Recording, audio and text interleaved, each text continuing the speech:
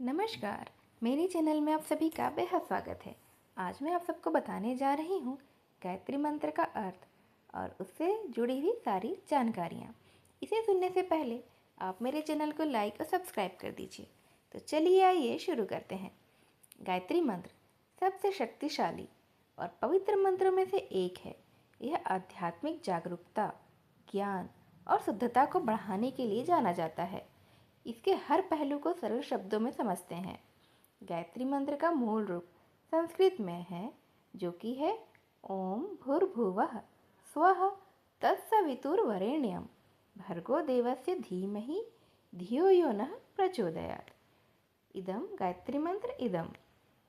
गायत्री मंत्र का अर्थ जहाँ पर ओम का अर्थ होता है सर्वरक्षक परमात्मा, भूः का अर्थ प्राणों से प्यारा, भुवः का अर्थ होता है दुख विनाशक, स्वः का अर्थ होता है सुख स्वरूप हैं, तत् का अर्थ है उस, सवितुः का अर्थ है उत्पादक, प्रकाशक या प्रेरक, देवस्य इनका अर्थ है देव के, वरेण्यम इसका अर्थ है वरने योग्य, भूर्ग शुद्ध विज्ञान स्वरूप का, धीमहि का अर्थ है हम ध्यान करें, यह जो, नह हमारी, धियो बुद्धियों की, और प्रचोदयात् का अर्थ है शुभ कार्यों में प्रेरित करें।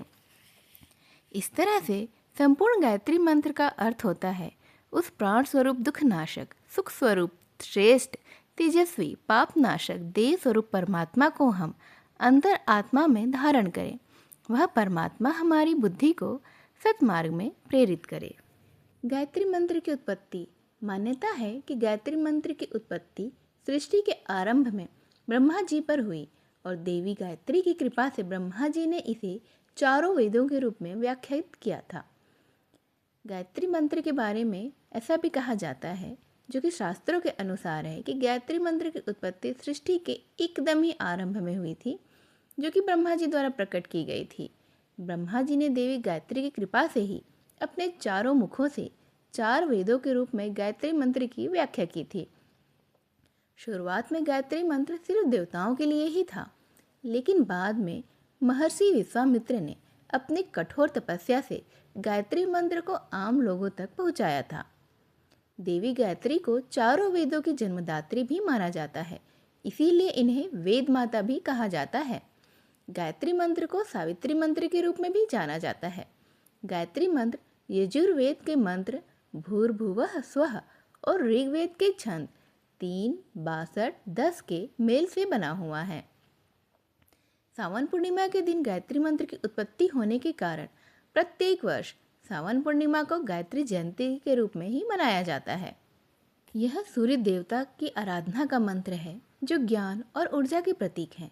गायत्री माता इस मंत्र की देवी गायत्री माता ही है, जो कि अधिष्ठात्री देवी भी कहलाती हैं।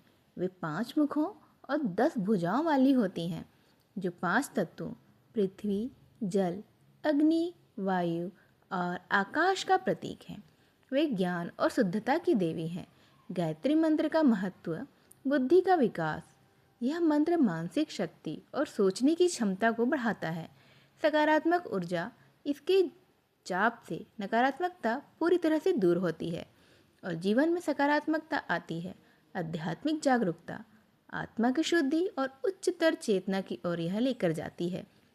स्वास्थ्य लाभ। मन और शरीर को शांत करती है यह मंत्र, जिससे तनाव और चिंता कम हो जाते हैं। गायत्री मंत्र जप करने का सही तरीका और सही समय। ब्रह्म मुहूर्त यानी कि सुबह 4 से 6 बजे का समय सर्वोत्तम होता है, लेकिन दिन में किसी भी समय यह किया जा सकता है। मंत्र का उच्चारण धीरे धीरे और शुद्ध उच्चारण के साथ ही करें।